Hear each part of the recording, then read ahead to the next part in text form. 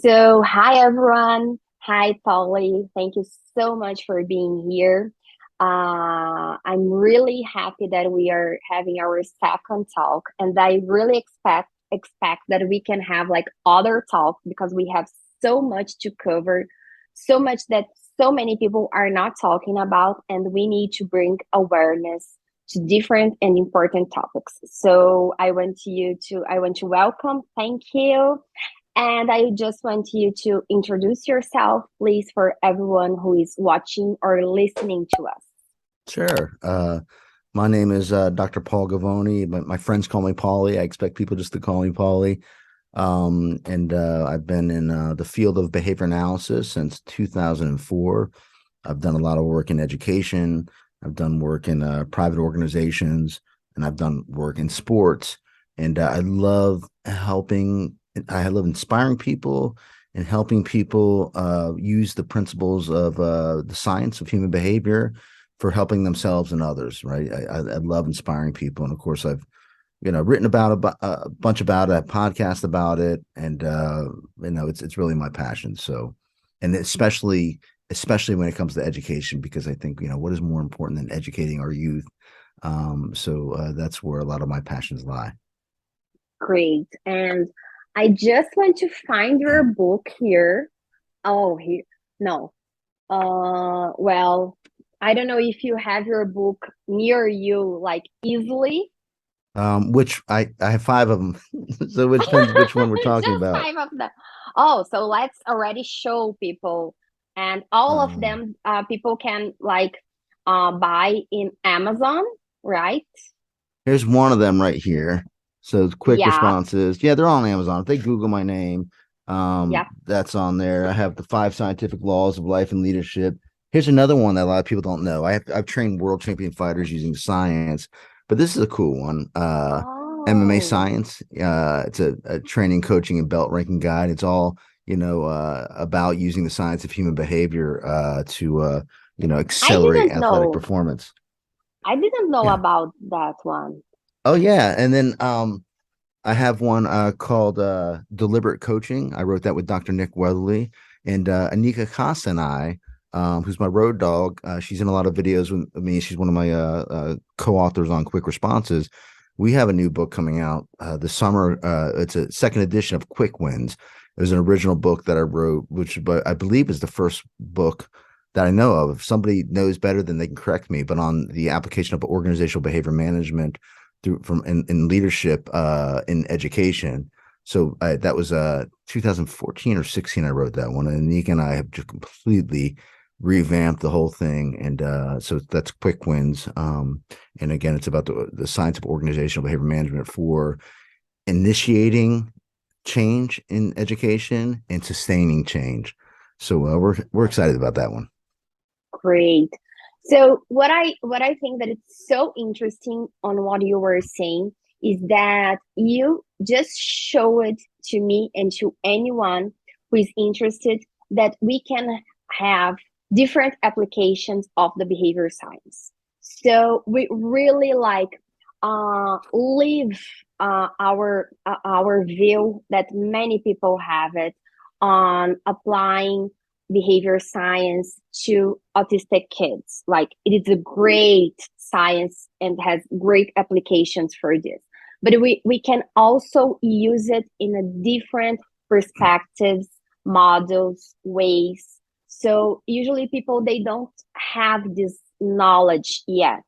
Mhm. Yeah. Yeah, this is the area that I've lived in. And that is again coming back to my passion is disseminating the science of human behavior. In other words, sharing it, but not just sharing it, but getting people to use some of the principles, right? That's real dissemination. And so I think through a lot of our university coursework, because so much of the science only focuses on using it with persons with disabilities, that we forget it can be used anywhere. Now, thank goodness it is there to use with people with disabilities.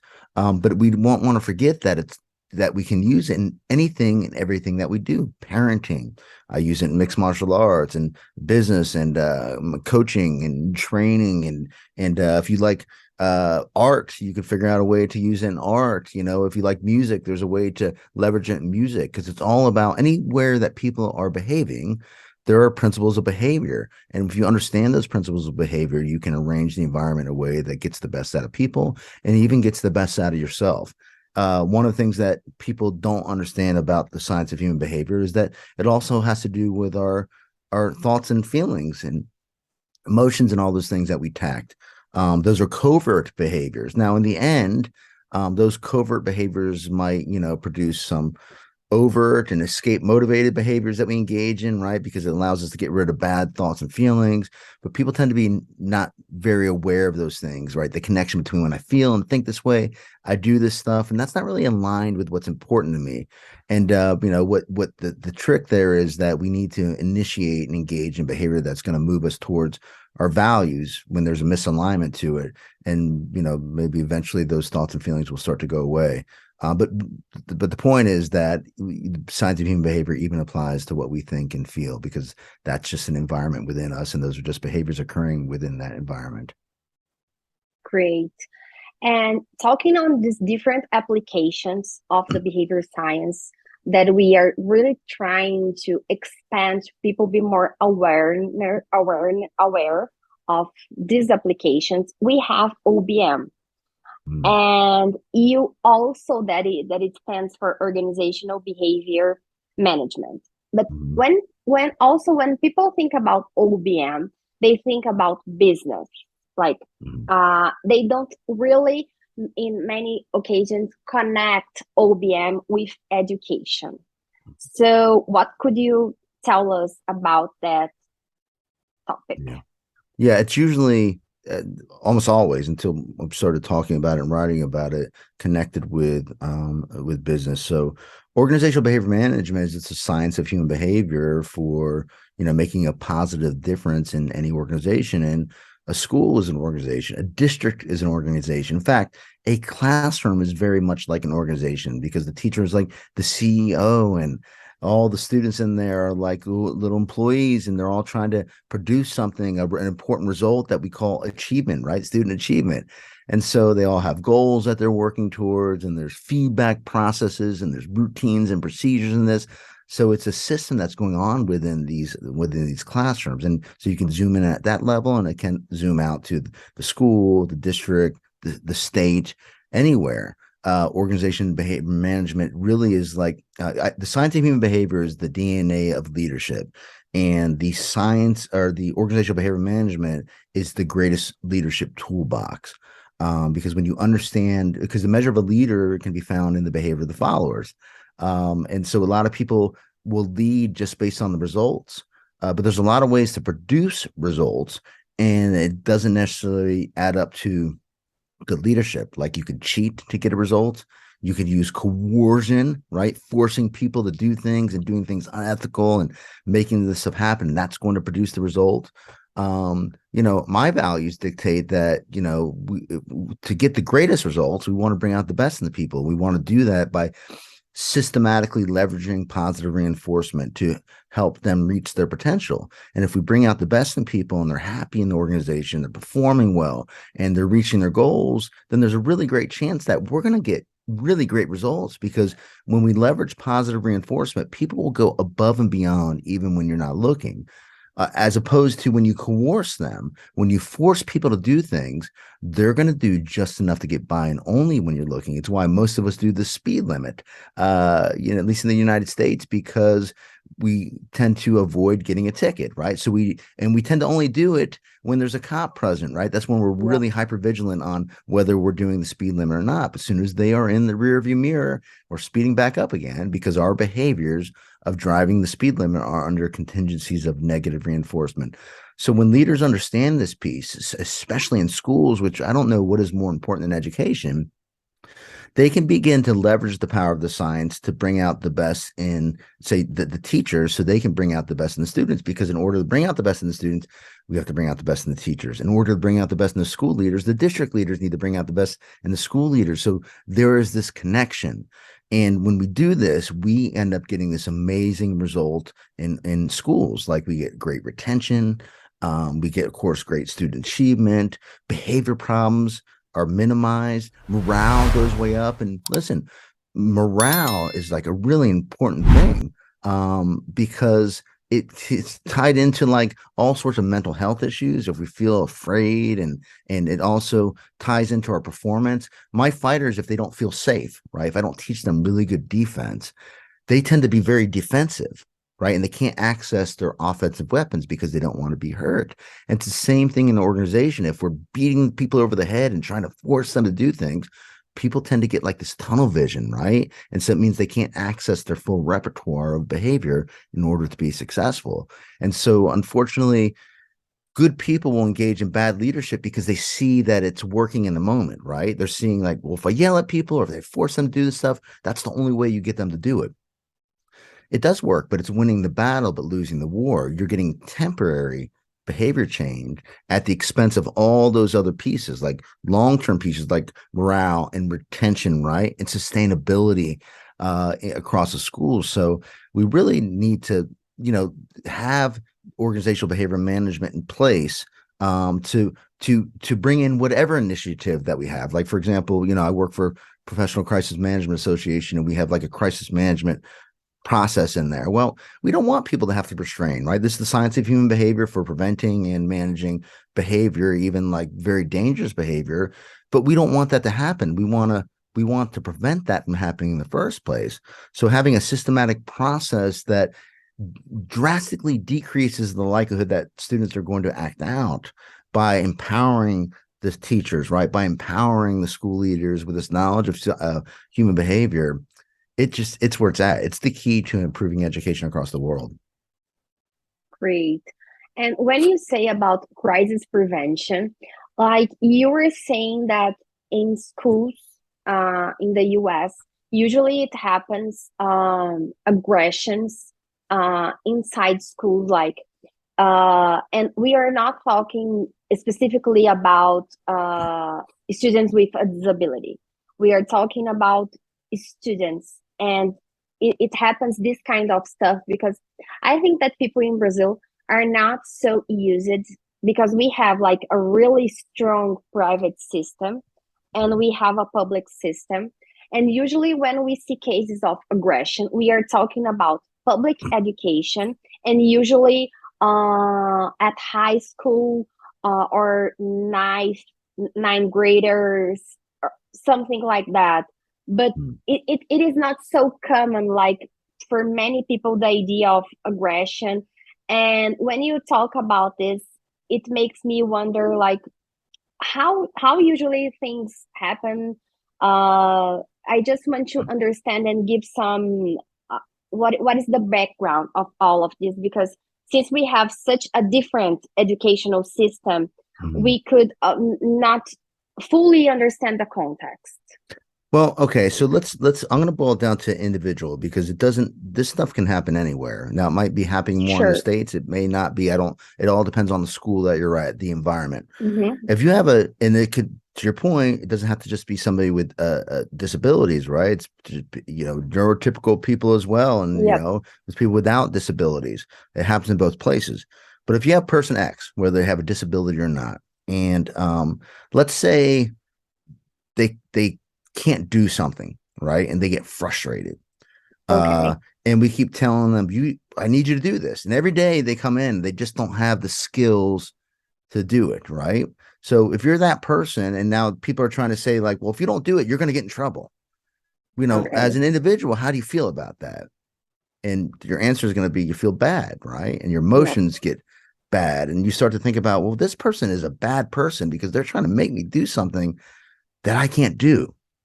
And so this environment now, this classroom environment, the school environment becomes aversive. It's like, I don't really like school very much, whether I don't want to be here. Now, if you're a person with disabilities, you might not have that thought in like if you have a severe disability going through your head, but that this present, all the stimulus in the environment, right? Especially that educator, whoever it is, I don't want them to be around me, right? Now, the educator is charged with teaching you what to do. So they might come over and like say, okay, do a hand over hand with somebody to prompt them to try to write. If it's a student with disability, they can't write, right? Well, if that student has been exposed to adults who have been trying to make them do stuff, right? Mm-hmm. That might get them to flare their arms. And now the adult might react in a certain way, right? And be like, well, you can't do that, and try to grab them and hold them. Well, if they grab them and hold them in a way that inadvertently puts them in pain, even if they're well-meaning, right? Now, again, that adult becomes even more coercive, which means that that student doesn't not want to be in that classroom even more. And so there's a process for preventing that. Part of that is like teaching the student based on where they're at, so they don't want to act that out that way. Mm-hmm. Understanding what the reinforcers are and getting them in touch with the reinforcers as they learn along the way, right? Maybe they, like if it's a neurotypical and student without disability, and we're saying, well, they should want to read. Well, what if they don't want to read? You know what I mean? I know they're coming to school and we really want them to read. We want that to be a reinforcer. If they don't want to read, we got to try to connect the dots and create value for reading. This is where we use extrinsic reinforcers, right? Mm-hmm. Socially mediated reinforcers, because what we want to do is create a want for them to at least engage in reading, so they do it well enough and long enough that eventually reading becomes the reinforcer, if that makes sense. Now, coming back to the crisis level, unfortunately, people are putting hands on children, even if it's trying to help them stay safe for some reason, because you have people with disabilities that will do things like hit themselves in the head, right? Mm-hmm. Self-injurious behavior, or they'll try to run out of the classroom. And good people will engage in behaviors to keep them safe that actually might be hurting them. And this is why with our professional crisis management system, that's all based in science. It's all non-coercive. It all uses natural body positioning. We shape and fade, right? In other words, like if somebody's acting out, we meet them at the level, and within 3 seconds of them beginning to calm, we begin fading out the procedure. So that's reinforcing calming behavior. It's also giving them choice. It's also communicating to them through biofeedback, even if they are not vocal, right? Even if they don't understand and they're not vocal in that way, they're still learning that, hey, as I calm, people are going to let me go, right? And then, of course, going back and using the science to be like, what was the function of this behavior? Why is a child acting out and behaving in this intense way? Not just being like, well, we're going to have to keep restraining them. We don't want to. You don't want to do this. This is where the science of human behavior comes in. It has giving people a system, right, at the classroom level, at the local level, to create an environment in that classroom that reduces the likelihood that a child is going to act out behaviorally. But if they do, also being able to do it in a way that preserves their dignity and respect, and that offers them choices, right, and gets them in and out of some sort of crisis. Other like crisis systems were like, when do you let go? Well, when you think the child is calm. Well, what you think and what I think might be totally different. And the child might be calm, but if you don't release them as soon as possible, then they start flaring. And again, you become very aversive to them. Now, coming back to the organizational behavior management piece, where does that come in?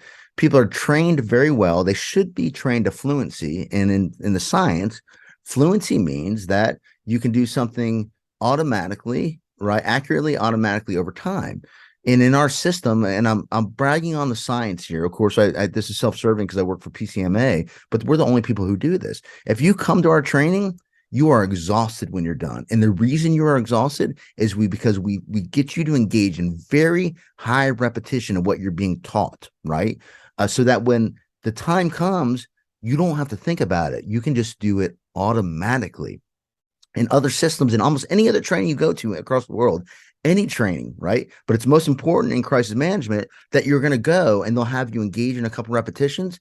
And when the time comes, because crisis shouldn't be happening that frequently, when the time comes, you forgot what you were learned. So you spent 4 days being entertained, learning some things philosophically and some principles about things. But what's most important is what you do in that environment to prevent, de-escalate, and manage crisis level behavior, continuous aggression, self-injurious behavior, high magnitude disruption where they're like breaking property, and that becomes dangerous. Does that make sense? Totally. I totally got it. And the thing with fluency, like you really need repetition. So it's because when a crisis happens, like everything is really fast. So if you are not fluent, like you will not be able to act in the way that it was supposed to. That is, man. And I'll tell you what, when I came to this, so my values, right, my passion, as I mentioned, was disseminating the science of human behavior across the world. I love doing that. I could have went and worked in this field anywhere I wanted to go work.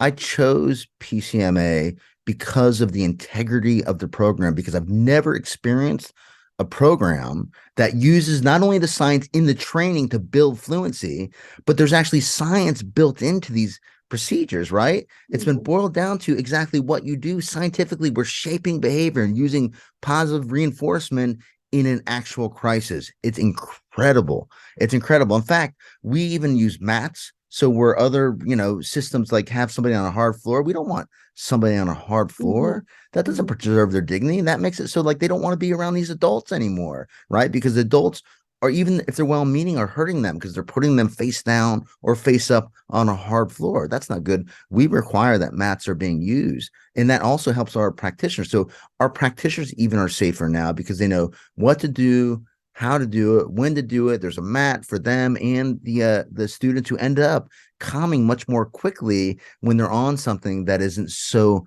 coercive to them, right? And aversive. So it becomes really, really, it's really a powerful approach. And it is like, it introduces people to the science of human behavior. In my humble opinion, because it is completely rooted in the science of human behavior, to me, if you're a behavior analyst, this is what you should be using, because everything else is not rooted 100% in the science of human behavior. Even other crisis management systems who use behavior analytic principles still are not trained to fluency, still do not have the eloquent shaping and fading procedures that we have built in. So introducing people who have never heard about the science, it excites me, right? When they come in, they're like, oh, this is why behavior occurs. This is why it doesn't occur. This makes sense, because you don't have to be a behavior analyst, a trained behavior analyst, to understand some basic principles of behavior and to start reflecting on your own behavior and how it impacts the people that you're working with and vice versa. And this is so amazing, what you were talking about, because usually people think that, oh, I don't work with like the minds here, especially in Brazil. So people from health, like psychologists or SLPs, they say like, no, I don't work with autistic kids, or no, I work with autistic kids, but I am an SLP, so I won't do it like ABA therapy the way that they think that they imagine that it is. No, so I won't study that because they think that they are studying a technique. So they don't think like in a broader sense, in a broader way, that if they have a clinic, they will need OBM, for example. Like it will really help them achieve what they want, like in results. And of course, that results are attached to the finances, people who will work in your clinic. And we have others, for example, from education. Oh, I'm a teacher, so I have a fifth grade class. I don't need ABA because I won't do it ABA in my class. But what they need to understand, that ABA is not something that you do, but it's the knowledge of the behavior science that you learn, and you will apply this knowledge in your practice, in your classroom, in your home, with yourself. So I think that the difficult part is for them to see the principles and apply in day-to-day life. And this is what I believe that it was your first book with Brett, that you guys gives many examples on applying on the day-to-day basis. Yeah. It wasn't my first, but that was the 5 scientific laws of life and leadership, behavioral karma. Yeah. And we really wanted to introduce the world to your point, because your point was right on, is that people think the science is this way. Now, I can't blame them. I blame kind of our field, because we haven't done a great job disseminating and helping people to understand it. Yeah. Which was the point of the book, is like saying, no, like this is the way it is. So if you're a speech and language person, like if you understand how to help your client, your learner during your speech, and how, what are the principles behind their learning and not, and because that's all behavior. You have to get them to engage in a behavior if they're going to improve their speech is behavior. We got verbal behavior going on there, and understanding these basic principles can really help them. But also in our field, we've had too many behavior analysts come out and make the speech language or the OT folks feel like they're doing the wrong thing, right? Instead Yeah, of yeah. looking at what they're doing well and maybe explaining the principles of it, instead of pairing with them, right? Not saying, well, that's wrong and that's unethical, and all this stuff. It's like, that's a problem, right? We have to create, as behavior analysts, we should be treating everybody who's not a behavior analyst as a learner. We can't just look at that learner in the environment. Everybody else in that environment is also a learner, and we have to help them understand the principles of human behavior. And I don't mean by just telling them. I mean, let's produce a positive result for them. And then, so it's getting them in touch with positive reinforcement, and then explain, like, hey, there were some scientific principles behind that. You want to hear about it? Not saying, here are the principles, we need to just do this. No, make a difference first, right? And then once you make the difference for them, or help them make a difference for themselves, then you can begin to explain some of the scientific principles behind it if they're interested in hearing about it. But we don't want to force feed the science down people's throats. And disqualifying the knowledge that they have, that it's usually what happens. So you arrive to a meeting at a school district, for example, or at a clinic, and you won't, like, you arrive and you are not ready to learn. You don't behave as a listener, a good listener, and you don't provide reinforcement. And so what do you expect? That's right. That people will hug behavior analysts? No, they will think that it's behavior analysts are bad people and they are smug. They won't be like, they think that they are better than the others.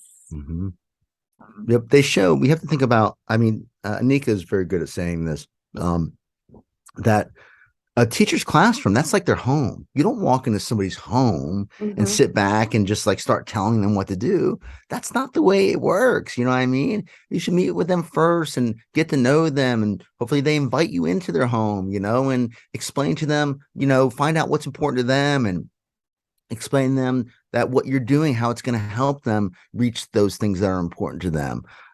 Because if you don't, then they're not going to want you there. And you, as a behavior analyst, become paired with the science. So therefore they think the science is bad.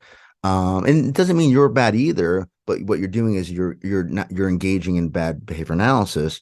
Or maybe you might be engaging in good behavior analysis in there, like figuring out why behavior is occurring. But to be an effective behavior analyst, we have to leverage the science as well to pair with people and create a want for the use of the science. Otherwise, people think the science is no good. No, we're just not doing a great job pairing. The science is just the science. It is just the way the world works, the reason we behave and the reason we don't behave. And now how we wield it as behavior analysts, we need to shape up our own performance here a lot. Great. And I love it, this comparison. I will use it. I will credit her. But I love it, the comparison about the home, like it is their home. So it is also like this in a clinic. If you enter someone's practice, like it, I love it. I just love it. And what is the area that could bring all of we are talking about here, the area who will bring and teach all of this for everyone? It's OBM. Yeah. Do you agree with me? Yeah, I really do. Because, Aubrey Daniels, who, is the godfather of OBM, he really started speaking about it in a very practical way. And that's where the bells and whistles went off for me. I'm like, when I was in schools, they had asked me to, help turn some schools around, and they had something in schools called school-wide positive behavior supports. Have you ever heard about that? Yes. Right. So it's like a systematic approach for being positive with the students and teaching them and reinforcing their behavior. And the school had been trained. All the educators have been trained in school-wide positive behavior supports. But when I walked in there, like, the kids were off the chain, man. They had taken over the schools. I'm like, what is going on? And somebody said, hey, do you think you can help improve, the school, turn it around? I thought, no, what am I going to do here? It's a mess. But I also thought, well, while I don't have confidence in myself, I do have confidence in the science. So I said to somebody, well, it seems like we need like school-wide PBS for the adults, right? Because if we're going to bring out the best in students, we got to bring out the best in adults, and they look like they're down, their morale's down. And they said, well, there is something called that, like that. It's called organizational behavior management. She handed me this book, coincidentally. It's called Bringing Out the Best in People Mm-hmm. by Dr. Aubrey Daniels. I actually teach the course at Endicott on this now, which is unusual. And I read it and I thought, all right, this makes sense to me. It's what I learned about the science, right? Just the principles of the science of human behavior apply to organizational level. And so that's when I started doing some, some of the approaches in there, very simple things. And that's actually the book that Nika and I have coming out called Quick Wins. It's about what I originally did and how we took that and did it elsewhere, because it friggin' works, which is incredible. We created a want for the people early, made small changes, shone a light on it, so more people wanted us to do things, and they also wanted the changes, so they believed in science some more, and we believed in ourselves. We're like, oh, this stuff works, because it can be a daunting task, especially if you don't see anybody else doing it, right? It's like, Yeah. pioneering in that area. And so there's been other people also, like Dr. Carl Binder has some good stuff he does with his performance thinking network and six boxes, where he speaks in common language, and he talks about the importance of this, that if there's a lot of complex stuff out there, like Thomas Gilbert's stuff on human competence, or William Abernathy's stuff on scorecards and performance. It can get very sophisticated. And as I see it, complexity is the enemy of not only execution, but scalability. And Yeah. so we got to keep things simple for people. And our science is supposed to be, it's supposed to be parsimonious, right? It's supposed to be simple.